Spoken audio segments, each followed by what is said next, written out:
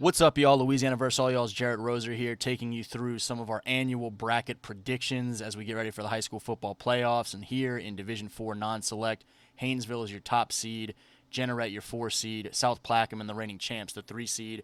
Down at the bottom, the Mangum Dragons are your number 2 seed. Those are the 4 teams with first-round byes in Division IV Non-Select. And as you look at this complete bracket here, there's some good first-round matchups, honestly, for first-round Division IV Non-Select matchup sake, more so than what we've seen in recent years. There's some I like here. A rematch of a close Vinton-DeQuincy game from a week ago. Homer Franklin, a good 16-17.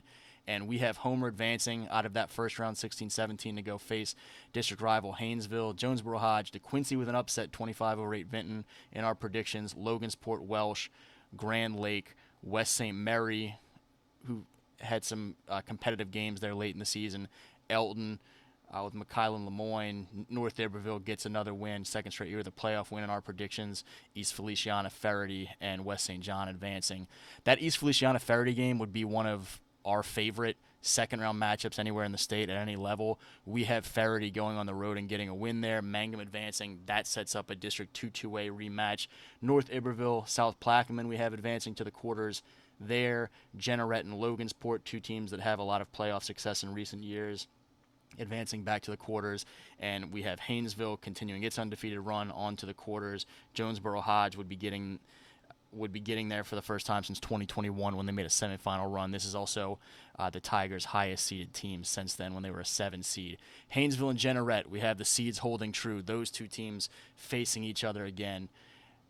And on down in the bottom half, advancing to the semis, we have South Plaquemine, again the reigning champs, and we have Ferrety with an upset. That was a 1-score game in District 2-2A matchup.